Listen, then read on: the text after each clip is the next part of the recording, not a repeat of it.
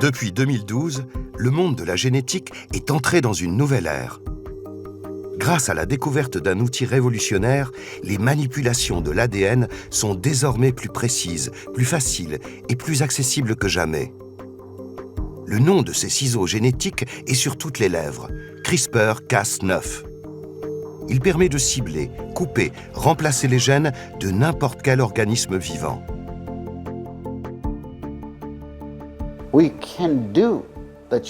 C'est la première fois qu'on peut changer des lettres, induire des mutations ou corriger des erreurs dans le génome de manière aussi efficace, rapide et précise. Des expériences qu'on ne faisait qu'imaginer, en se disant « j'aimerais faire ça un jour, si j'avais l'argent et l'énergie nécessaires », deviennent possibles, et vous pouvez le faire dès la semaine prochaine. En seulement quelques années, cette découverte a fait voler en éclats l'horizon de la recherche et ouvert la porte aux plus grands espoirs.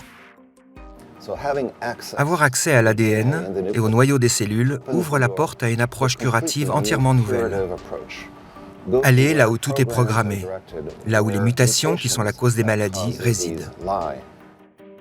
Je crois que ça va changer notre façon de pratiquer la médecine dans l'avenir. C'est Star Trek.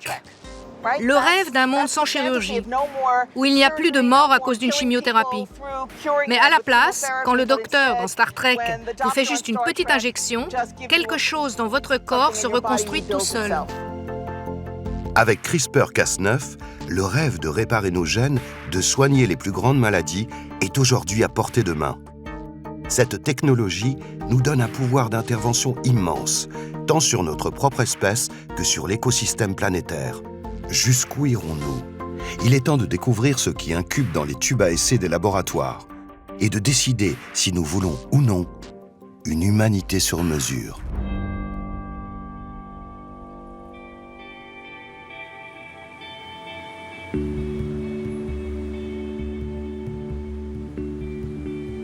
Sur la côte ouest des États-Unis, le vent de renouveau apporté par CRISPR-Cas9 a soufflé plus fort qu'ailleurs.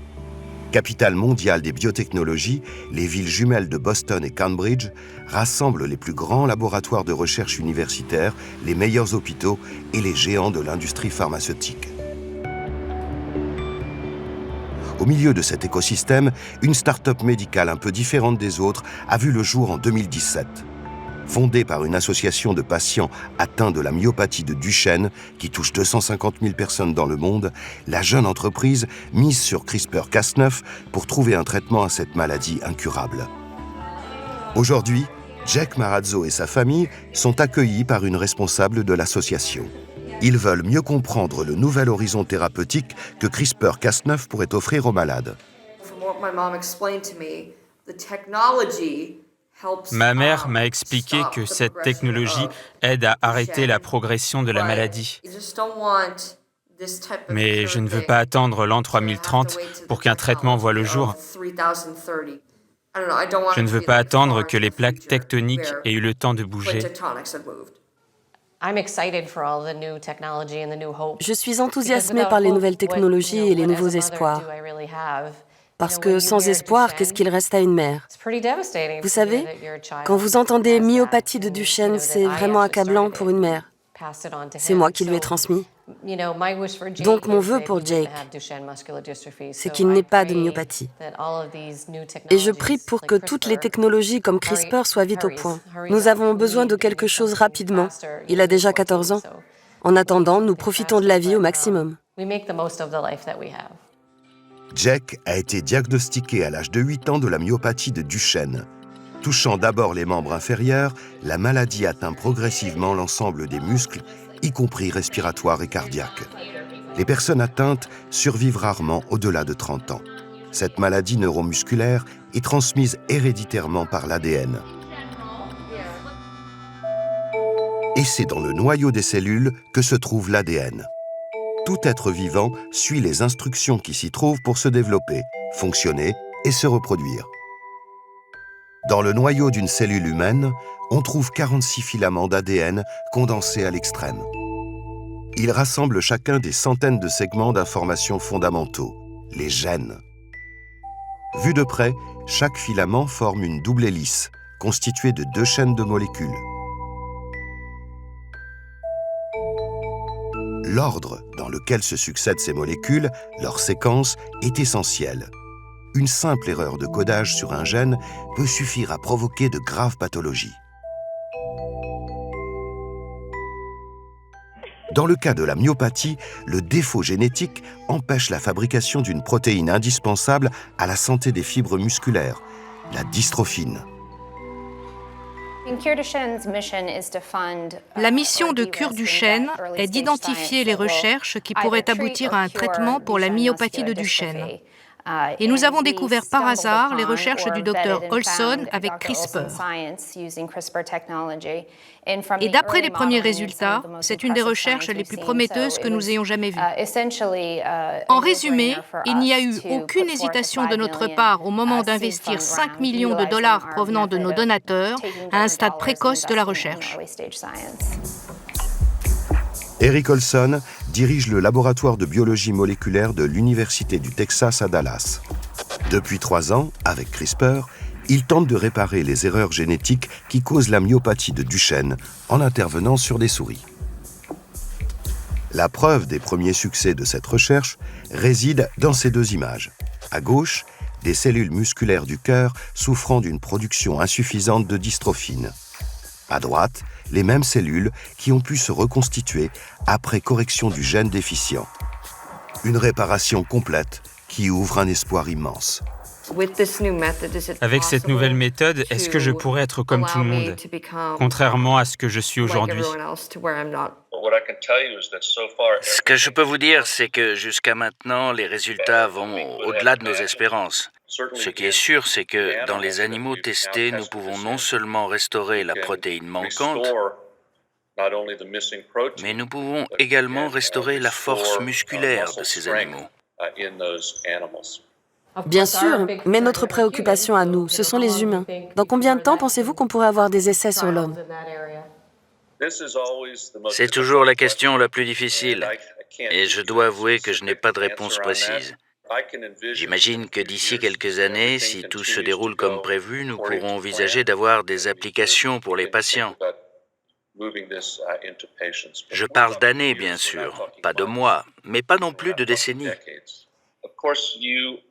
Vous vous rendez bien compte qu'il s'agit de la technologie la plus révolutionnaire en sciences. Être capable de corriger une erreur dans le génome humain. Vous imaginez?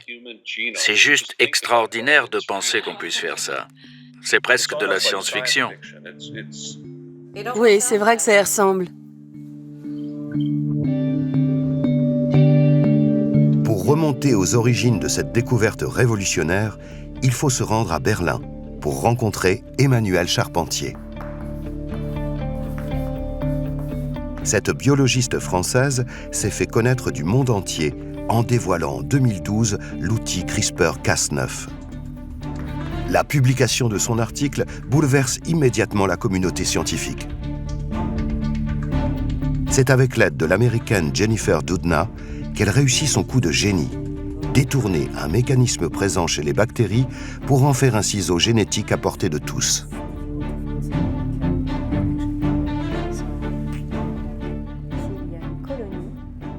CRISPR est un système immunitaire qui existe chez les bactéries et qui leur permet de se défendre contre leurs infections par des virus. Et ce système consiste en une petite machinerie qui peut être utilisé comme un outil génétique qui permet de modifier l'ADN de n'importe quelle cellule en utilisant un système de ciseaux moléculaires. Avec sa structure simple, CRISPR-Cas9 peut s'introduire assez facilement dans les cellules pour intervenir précisément sur l'ADN. Pour déterminer sa cible, il suffit de le programmer en lui fournissant une copie de la séquence de code génétique sur laquelle il doit intervenir. L'outil pourra alors scanner tout l'ADN jusqu'à trouver la portion de gène correspondante. Puis la protéine Cas9 se charge de séparer et de couper les 2 brins d'ADN à l'endroit indiqué. Le gène est ainsi inactivé. En plus de ces fonctions chercher et couper déjà révolutionnaires, les chercheurs essaient encore d'améliorer l'outil. En embarquant sur CRISPR-Cas9 un segment d'ADN de rechange, on peut, dans certains cas, obtenir une correction génétique pure et simple. La technologie CRISPR peut être comparée à un logiciel de traitement de texte, c'est-à-dire dans un texte reconnaître un mot ou une lettre que l'on veut modifier et pouvoir utiliser un système simple qui permet spécifiquement de modifier le mot ou la lettre. Tout comme les outils informatiques, CRISPR-Cas9 constitue une technologie de rupture. Ses applications sont infinies. Ses développements ne font que commencer. Si vous avez l'intention de modifier génétiquement quelque chose, utilisez CRISPR. C'est le plus simple. Il y a d'autres méthodes possibles, mais CRISPR est beaucoup plus facile. Donc oui, CRISPR a révolutionné la manière dont on fait les manipulations génétiques. Il y a clairement un avant et un après CRISPR. À Cambridge, le directeur du Whitehead Institute, Rudolf Janisch, est bien placé pour le savoir. C'est lui qui a fabriqué en 1974 la première souris transgénique pour l'étude de maladies humaines.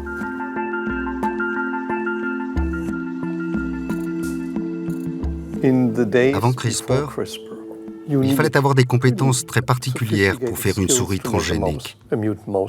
Comment manipuler des cellules souches d'embryons, comment les sélectionner, et ça prenait du temps. Il nous fallait 1 à 2 ans pour fabriquer une souris porteuse d'une mutation. Avec CRISPR, ce qui nécessitait 2 ans et beaucoup de talent prend aujourd'hui 3 semaines et requiert peu de compétences. C'est un peu excessif de le dire, mais un idiot pourrait le faire. Même si les idiots en question possèdent souvent un doctorat, il est clair qu'avec CRISPR, la manipulation de l'ADN est devenue d'un coup infiniment plus accessible. Avec des animaux modifiés quasiment fabriqués à la chaîne, l'étude des gènes est en train de faire un bond de géant. Mais, plus fort encore, le nouvel outil permet désormais de manipuler directement des cellules humaines, et ainsi d'étudier des phénomènes jusqu'alors inaccessibles, comme le fonctionnement de notre cerveau. C'est très excitant. C'est un nouvel outil pour étudier certaines maladies humaines complexes. Julien Muffat travaille sous la direction de Rudolf Janisch. Dans son laboratoire, poussent de drôles de structures vivantes, des mini-cerveaux. Le cerveau est un organe structuré, avec des couches, un cortex, de nombreux types de cellules, et nous pouvons en partie reproduire cela en laboratoire. Ces modèles, obtenus avec des cellules souches, sont de formidables terrains d'expérimentation pour CRISPR-Cas9. Pour la première fois, grâce aux ciseaux génétiques, des maladies dégénératives comme Alzheimer ou Parkinson peuvent être étudiées sous un jour complètement nouveau. Nous utilisons CRISPR pour provoquer la mutation de certains gènes et voir comment cela affecte le développement normal de ces mini-cerveaux. Si cela a un rapport avec la maladie d'Alzheimer, et comment agir pour que cela soit intéressant d'un point de vue thérapeutique. Nous ne mettons pas au point de thérapie génique ou cellulaire directement pour les patients, mais c'est toujours dans un coin de notre tête. Grâce à CRISPR-Cas9, la compréhension du vivant s'accélère. Les perspectives de thérapie se rapprochent. Pour certaines maladies, comme Alzheimer, c'est un pari sur l'avenir. Pour d'autres, ça se joue maintenant. L'une des plus grandes maladies de notre époque est en tête de liste des cibles de CRISPR, le cancer.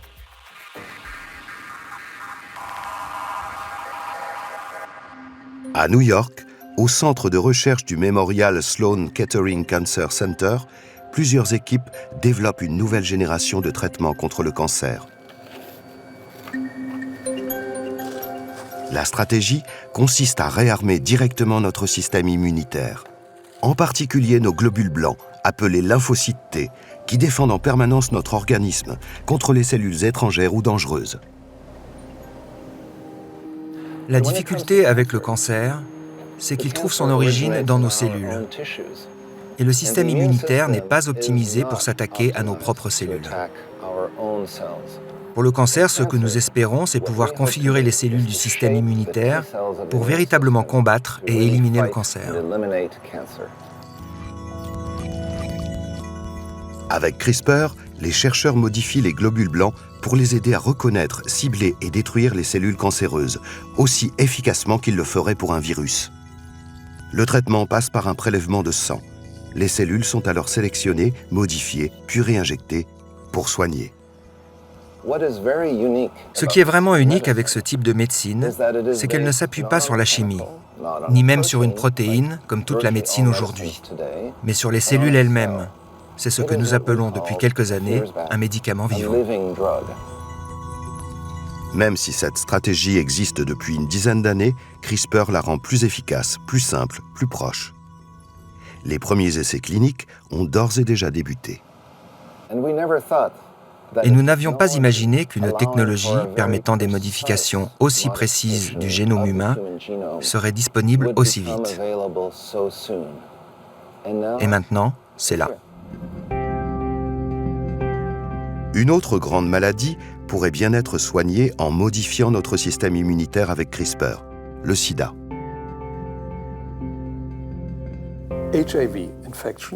L'infection par le virus HIV est vraiment dévastatrice. Le virus infecte certaines cellules du système immunitaire et les tue. C'est ce qui déclenche la maladie. Mais le virus a besoin d'un récepteur bien précis pour pénétrer dans les cellules, et on sait que si l'on modifie ce récepteur sur des cellules souches de patients, le virus ne peut plus y pénétrer. Ensuite, si l'on réinjecte ces cellules modifiées aux patients, elles seront résistantes à l'infection. Au final, on pourra donc soigner le patient à partir de ses propres cellules modifiées. CRISPR-Cas9 ouvre bel et bien l'ère d'une chirurgie de pointe de l'ADN. Pourra-t-il tout guérir ? Au centre de toutes les attentions, le couteau suisse de la génétique s'affiche partout. Les médias racontent ses dernières prouesses et s'interrogent. L'invention de CRISPR a-t-elle déjà changé la nature et l'avenir de l'humanité ? L'emballement est aussi financier. Tandis que la liste de maladies qui pourraient être éradiquées par CRISPR s'allonge, les montants investis dans les startups et la recherche s'envolent. Dans cette phase, riche en expectatives, certains restent prudents. D'autres n'hésitent pas à laisser entrevoir un monde sans maladie.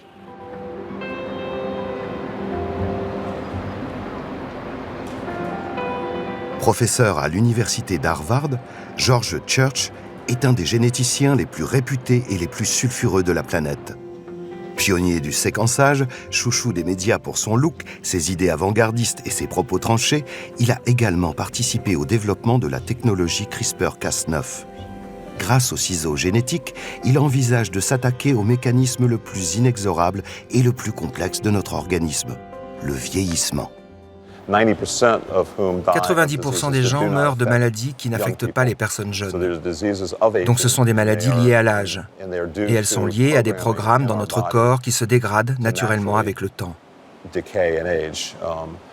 Certains animaux vivent 200 ans, d'autres seulement 2 ans, et cela est dû à l'ADN.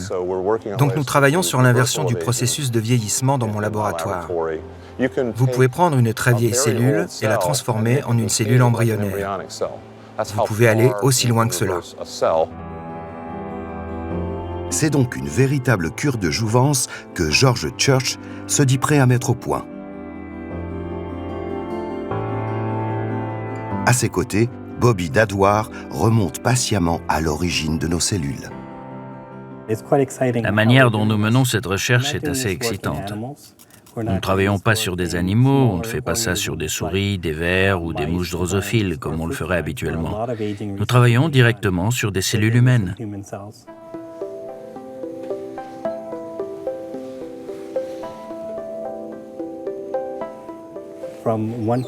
J'ai les échantillons de cellules d'un même patient prélevés à 20 ans d'intervalle. Et j'étudie les cellules les plus âgées pour voir ce que je peux faire pour les ramener à un état plus jeune.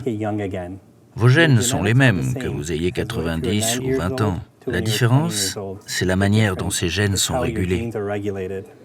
Avec CRISPR, nous pouvons activer et tester les principaux régulateurs de la cellule pour trouver lesquels sont les plus utiles pour pouvoir inverser le processus de vieillissement.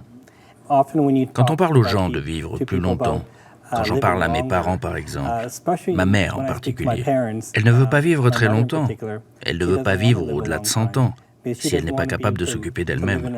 Donc, c'est très important de le dire, il ne s'agit pas que de vivre plus longtemps, il s'agit de vivre plus longtemps et en meilleure santé.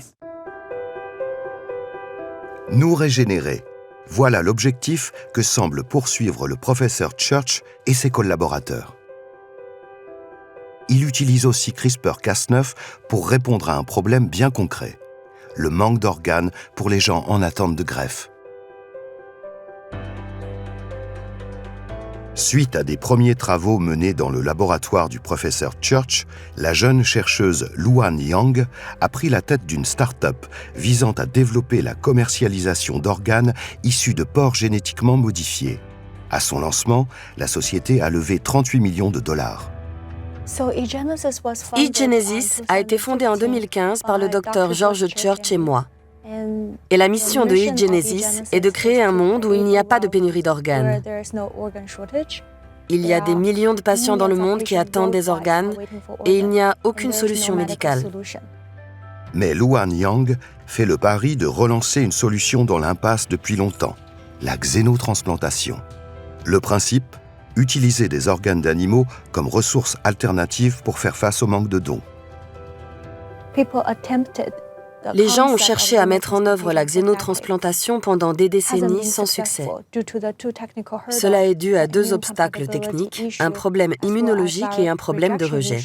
C'est pourquoi l'industrie a abandonné la xénotransplantation. Et c'est là que nous avons pensé que CRISPR-Cas9 pouvait entrer en jeu. Le porc est l'un des meilleurs candidats pour nous fournir des pièces de rechange. Il a des organes d'une taille très similaire aux nôtres et une forte proximité biologique avec l'humain. Mais il est aussi porteur de plusieurs virus, inoffensifs pour lui, mais qui pourraient infecter l'homme. Un problème dont Luan Yang est venu à bout d'un coup de ciseau génétique. La beauté de CRISPR comparée aux outils précédents, c'est son côté multitâche. En injectant une seule protéine Cas9 avec plusieurs séquences guides, on peut attaquer plusieurs cibles dans le génome en même temps.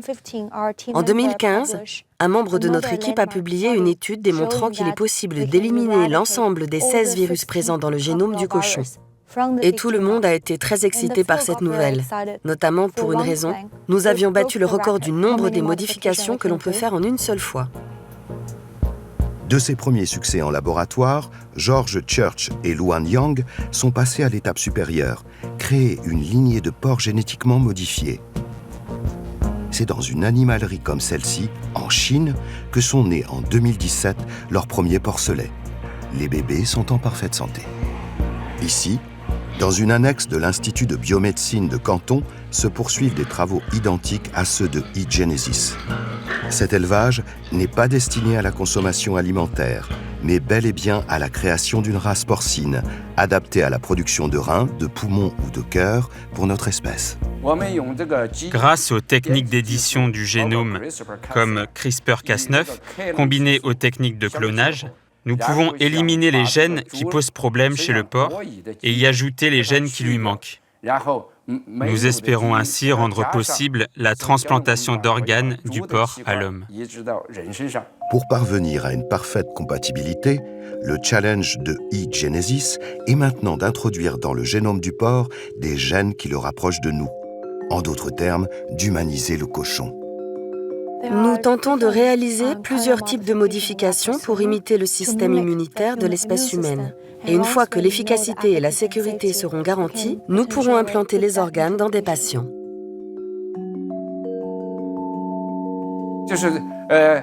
L'humanisation des organes animaux peut être généralisée comme on lancerait une ligne de produits sur le marché. Les organes d'un même porc génétiquement modifié pourraient ainsi être attribués à différents patients. En Chine, actuellement, nos recherches s'orientent surtout vers la production de quelque chose d'utile. Cela correspond à l'exigence de l'opinion publique. Principal partenaire, mais aussi premier compétiteur des États-Unis dans ses recherches novatrices, la Chine est déterminée à devenir le leader mondial dans les sciences du vivant et les biotechnologies. Et elle compte bien être prise au sérieux. faut voir qu'aujourd'hui, la Chine investit en recherche R&D autant que l'Europe. Donc ils ont décidé d'être concurrentiels par rapport aux Américains sur les questions de sciences de la vie, parce que le marché de la santé, c'est quand même, à l'horizon 2025, c'est 20% du PIB des pays développés. Donc c'est pas en vendant des voitures que les Chinois pensent qu'ils vont passer le cap de 2025, c'est en vendant des médicaments ou des produits de santé comme les Américains.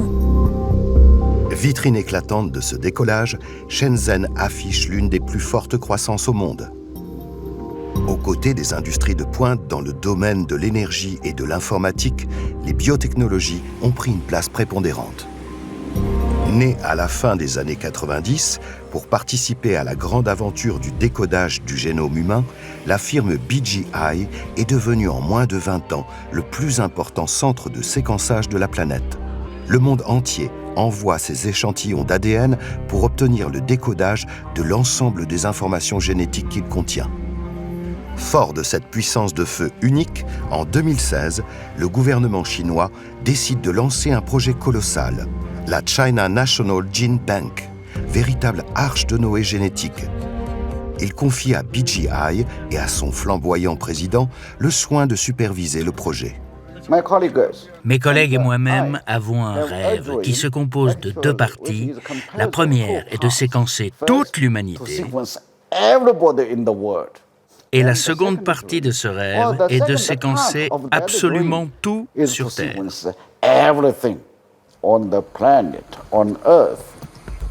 Aussitôt dit et presque aussitôt fait, la China National Gene Bank sort de terre en 2016. Ces 47 500 mètres carrés accueillent une gigantesque plateforme d'édition génétique pour transformer le monceau de données obtenues grâce au séquençage en bénéfices médicaux sonnants et trébuchants. Si nous voulons savoir pourquoi un humain est un humain, si nous voulons savoir d'où nous venons, tout cela est lié à notre génome. Donc, connaître la séquence du génome, c'est essentiel. C'est la première étape pour décoder le livre de la vie. Une fois le livre en main, bien sûr, c'est un très long chemin pour pouvoir vraiment le lire et le comprendre. Dans cette salle, chaque appareil est capable de séquencer environ 50 000 génomes humains par an.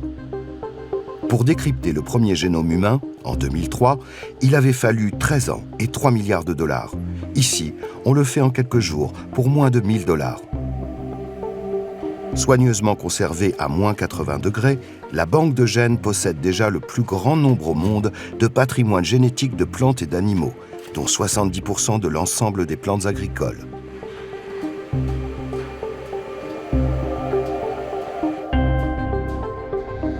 Une armée de chercheurs et de laborantins, dont la moyenne d'âge est de 27 ans, s'attelle chaque jour à décrypter, comprendre, recopier et modifier avec CRISPR le matériel génétique à leur disposition et décoder le grand livre de la vie pour soigner et créer de nouvelles espèces. L'ensemble est classé dans un superordinateur de 60 pétaoctets, un stockage numérique équivalent à 120 millions de films.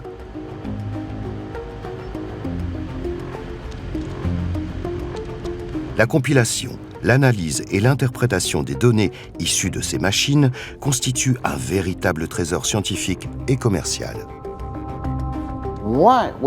Pourquoi devons-nous en savoir plus sur le vivant? Pourquoi voulons-nous essayer de le changer? La première raison, sans aucun doute, les maladies. En particulier, les maladies génétiques et les maladies infectieuses.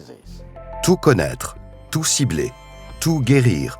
Voilà l'ambition qui anime les nouveaux héros de la génétique, à l'heure où le séquençage et la modification ciblée du génome ouvrent des voies jusqu'à présent inaccessibles.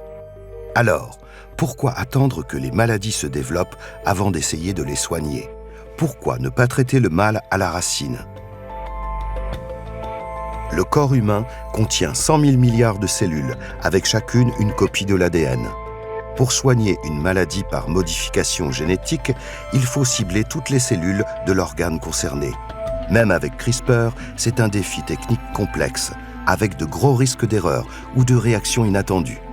La tentation est donc grande de corriger un problème en modifiant l'ADN lorsqu'il est encore contenu dans une seule cellule, l'embryon. C'est à Canton qu'en 2015, le pas a été franchi. Moins de 3 ans après l'invention de CRISPR, une équipe annonçait qu'elle avait procédé à une modification sur un embryon humain. Tandis que la communauté internationale débat encore sur les questions qu'un tel événement soulève, un nouvel article sort en 2016. Le docteur Yong Fan, chercheur dans un des plus grands hôpitaux universitaires de Canton, dévoile à son tour sa tentative d'intervention dans un œuf humain fécondé. Bien sûr, nous étions conscients des questions éthiques qui pouvaient se poser. Les gens nous disaient « Vous, les scientifiques, vous allez faire des bébés sur mesure, n'est-ce pas ? Mais cela n'a rien à voir avec la réalité. Nous travaillons dans un laboratoire de recherche en milieu hospitalier. Nous respectons scrupuleusement les lois de ce pays et la déontologie commune à toute la recherche scientifique. Il ne faut pas que le public ait peur de nos travaux.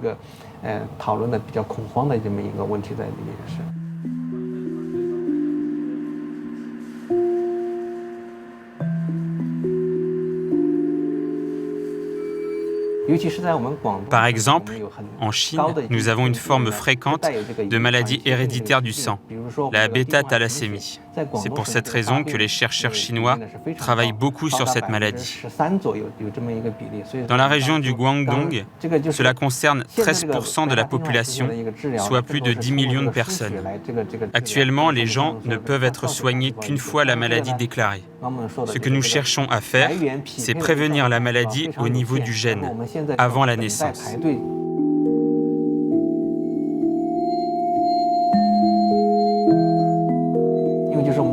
C'est notre devoir de nous préoccuper de la souffrance des gens et de trouver une solution radicale de guérison. C'est pourquoi nous menons des recherches sur des embryons humains pour trouver un moyen d'éliminer la maladie sur le plan génétique. Grâce aux techniques de fécondation in vitro, nous pourrons ensuite éradiquer la maladie et ce sera un immense progrès pour la santé publique et la qualité de vie des populations en Chine.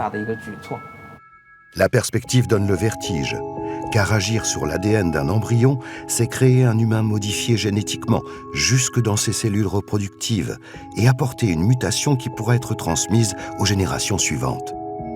Bien qu'on soit encore au stade de recherche fondamentale, avec des embryons détruits au bout de quelques jours, l'annonce des premiers travaux chinois sur un bébé en devenir provoque immédiatement un branle-bas de combat dans le milieu scientifique. Devons-nous faire cela ? Devons-nous ne serait-ce qu'envisager de changer le génome humain des générations futures ? Devant le fait accompli, il est grand temps de se poser ces questions. Mais il semble déjà trop tard pour appuyer sur le bouton pause. Là où on a été pris de vitesse par l'évolution des choses et où on a conclu à une évidence dès l'automne 2015, c'est l'impossibilité d'arrêter la machine. L'idée qu'on aurait pu réunir en un seul endroit toutes les personnes capables d'utiliser la technique CRISPR et leur demander de s'arrêter pendant 1 an est apparue immédiatement à tout le monde comme juste impossible. Est-ce possible d'harmoniser les règles et les lois dans le monde entier ? Non. Est-il possible de faire respecter les lois partout dans le monde ? Non. Et est-il possible de dire qu'il n'y aura jamais aucun voyou qui franchira les limites et fera des choses que nous considérons contraires à l'éthique ou la sécurité ? Non.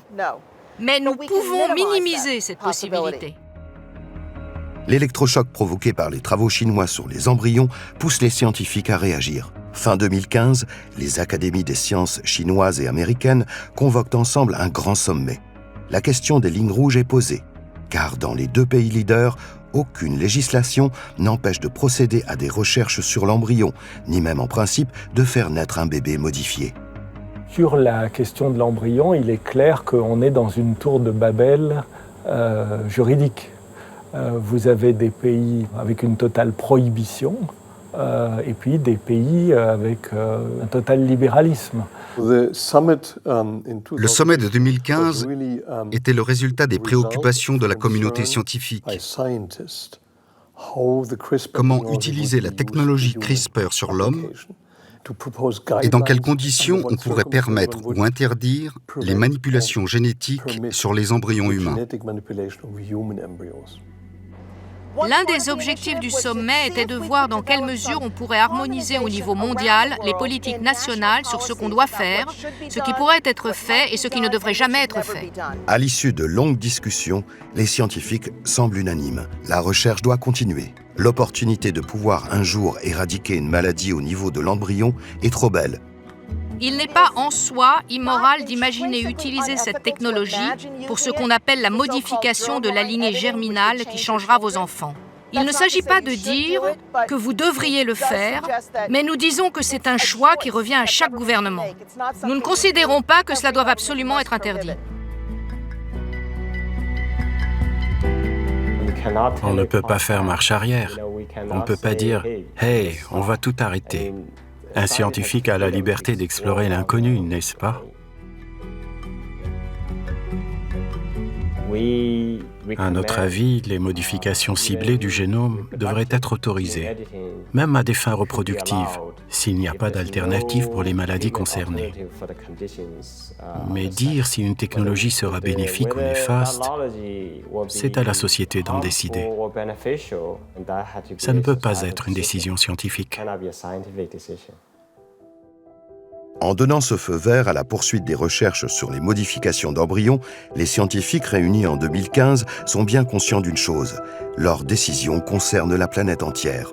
L'enjeu est écrit noir sur blanc dans les conclusions finales du sommet. Une fois introduites dans la population humaine, les altérations génétiques seraient difficiles à retirer et ne resteraient pas cantonnées à une seule communauté ou un seul pays. La discussion ne doit pas rester dans les mains des scientifiques, mais il ne faut pas s'attendre à ce qu'elle concerne 7,5 milliards de personnes. La vérité se situe au milieu. Il faut engager le dialogue avec des gens exprimant différentes opinions. Vous n'arriverez pas à avoir tout le monde, mais vous pouvez au moins essayer. La révolution CRISPR est arrivée si vite qu'elle a pris tout le monde par surprise. Mais pour permettre aux citoyens de s'approprier le débat, un nouveau courant de sciences populaires propose de démocratiser la recherche.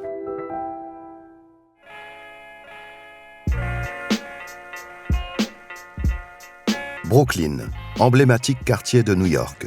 En marge du monde académique, c'est ici qu'est né le premier laboratoire communautaire, il y a une dizaine d'années. Vous devez ramasser le plus de cellules possible. Puis ouvrez ça et tournez-le doucement à l'intérieur.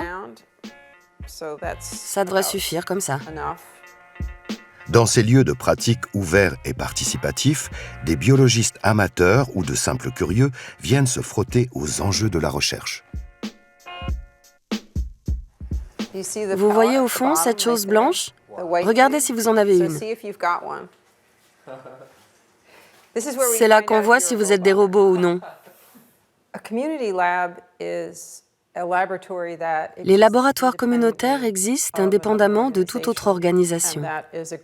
C'est une initiative citoyenne. Ça veut dire que vous pouvez y faire ce que vous voulez. Vous n'avez pas besoin de financement, vous pouvez travailler sur quelque chose qui ne rapportera jamais rien, mais qui pourrait s'avérer utile pour l'humanité, ou juste pour vos voisins.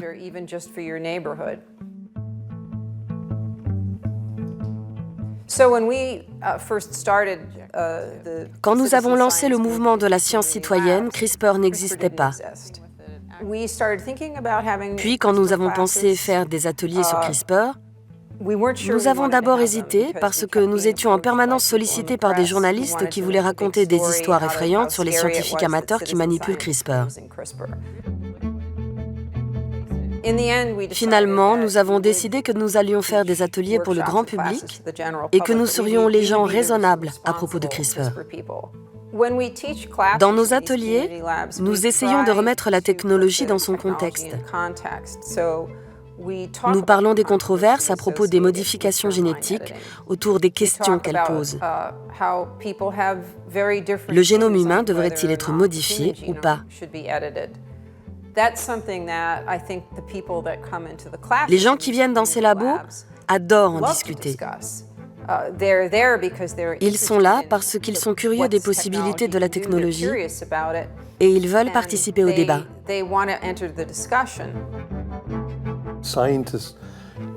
Les scientifiques ont l'obligation d'expliquer ce qu'ils font au public. Quels sont les débouchés et quels sont les risques de ce que nous faisons. Et il y a beaucoup de malentendus sur ces sujets. Nous devons donc expliquer la recherche scientifique aux législateurs, mais aussi au grand public, pour que les gens soient vraiment informés. Pour permettre aux citoyens de débattre, les scientifiques devront d'abord répondre à une question primordiale, la sécurité. Pour l'instant, les essais aboutissent principalement à des échecs. Mais la recherche s'intensifie et tôt ou tard, on y sera. Sans s'interdire sur le principe de pouvoir guérir des embryons un jour, il faut se donner les moyens de le faire dans des conditions de sécurité et d'efficacité qui permettent d'en faire un traitement et pas seulement un jeu pour laboratoire. Là, il faut que ce soit du 100%, il faut que ça marche à tous les coups. Tout changement de l'ADN d'un embryon, bénéfique comme accidentel, sera transmis aux générations futures. On en frémit d'avance. Quel seuil de sécurité sera exigé? Et même si un jour une garantie complète est apportée, le débat n'est pas clos, car la technique ouvre une autre perspective, celle de l'amélioration de l'être humain. Cela ouvre la porte à la question « Que pouvons-nous modifier ?» Plus cela deviendra commun, plus on peut se demander où cela s'arrêtera. Comment, au fil du temps, on passe du nécessaire au souhaitable, puis à ce que l'on aimerait avoir en dehors de toute considération de santé. Donc, quand on parle de modifier des embryons humains, il y a toujours le spectre de l'eugénisme à l'horizon.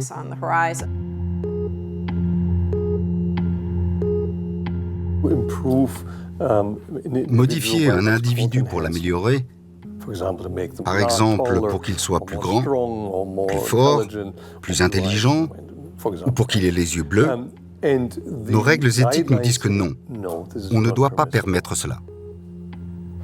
Le fantasme qui consiste à penser que nous pourrions nous améliorer avec ça est exagéré. Nous ne pouvons définir l'intelligence et encore moins la changer.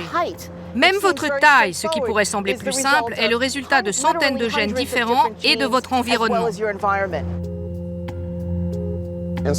Dans certains cas, la technologie peut être lente à se développer ou même ne jamais aboutir. On aura peut-être alors débattu pour rien. Mais il vaut toujours mieux discuter en amont d'un sujet d'éthique important plutôt que de le rater complètement et être pris de court ensuite. CRISPR nous pousse à réfléchir à ce que nous voulons individuellement et collectivement. Mais l'impact des ciseaux génétiques va bien au-delà de notre propre espèce.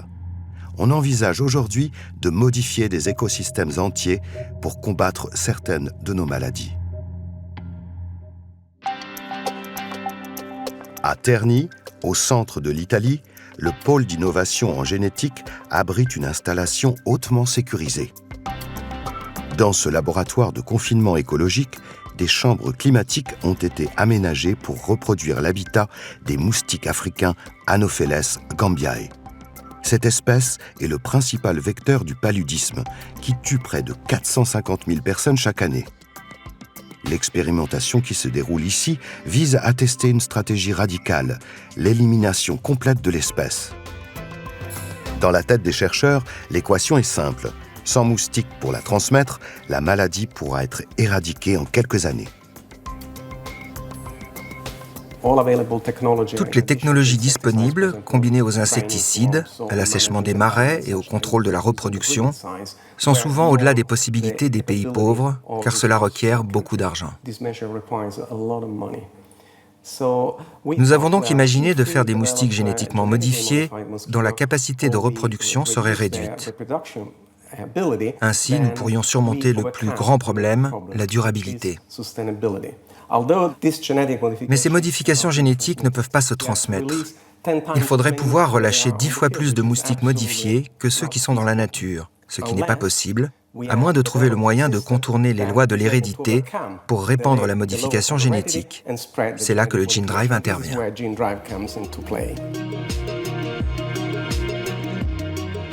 Le gene drive, qu'on peut traduire en français par forçage génétique, est une modification programmée pour se répandre de façon accélérée au sein de toute une population. En temps normal, un gène porté par un parent n'a qu'une chance sur 2 d'être transmis. Grâce au gene drive, dès qu'un individu modifié se reproduit, il impose son gène trafiqué à l'ensemble de sa descendance. La stratégie équivaut à un piratage, car tel un cheval de Troie, le gène modifié contient lui-même le matériel et les instructions nécessaires pour transmettre CRISPR et répliquer cette modification à l'infini. Ainsi, à chaque génération, la modification génétique se répand par effet domino. Nous introduisons CRISPR de telle sorte que progressivement, il détruit les gènes importants pour la reproduction des moustiques. Le résultat, au bout du compte, c'est que la population s'effondre.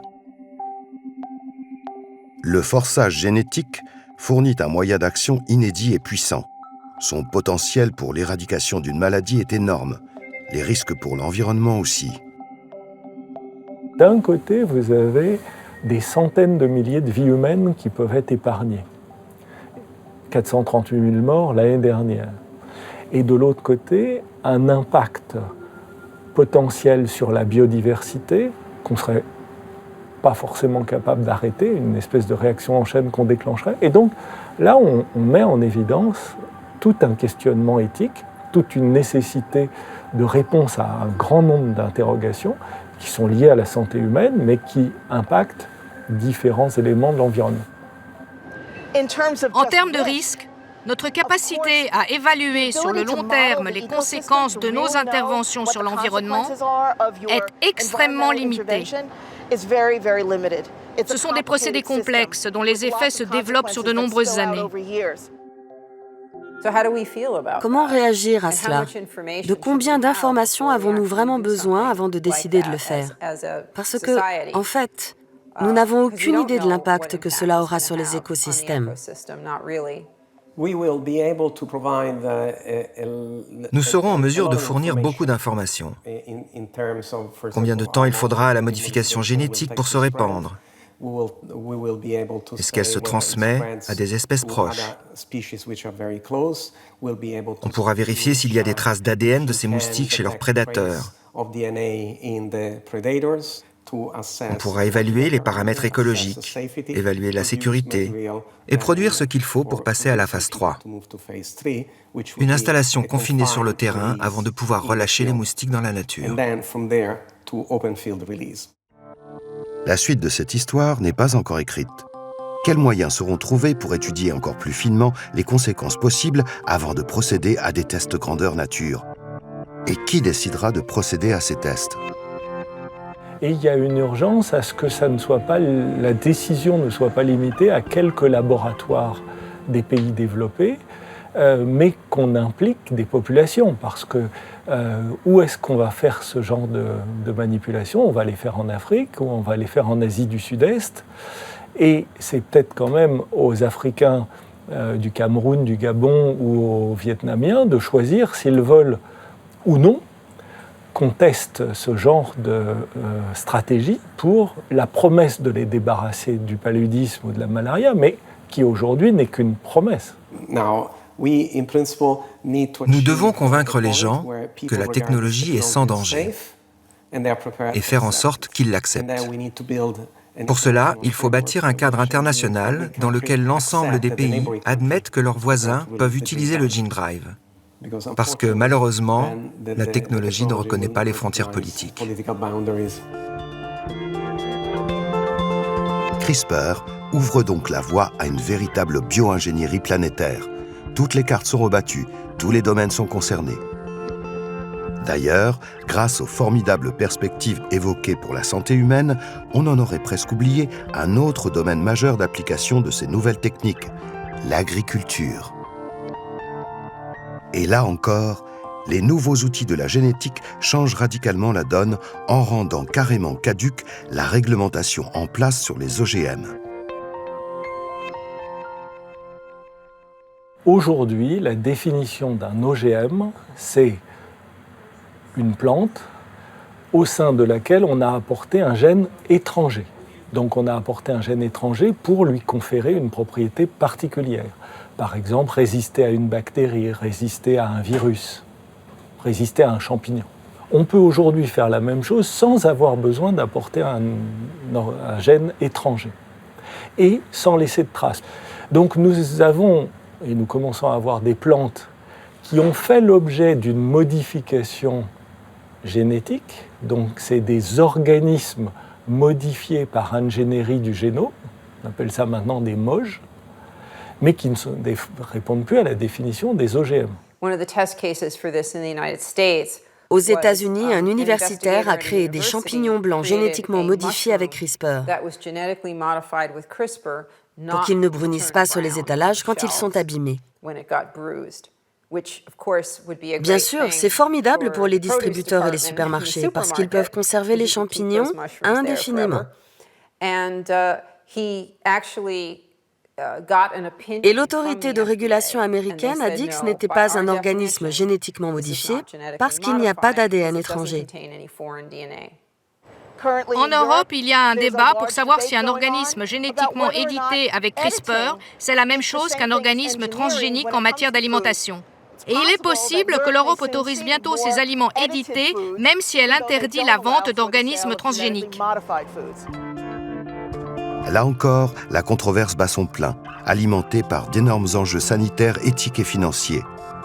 Qu'il s'agisse de notre santé ou de notre alimentation, CRISPR repousse notre capacité à modifier le vivant et soulève autant d'espoir que d'inquiétude. Entre les deux extrêmes, nous ne sommes pas obligés de choisir, mais de réfléchir.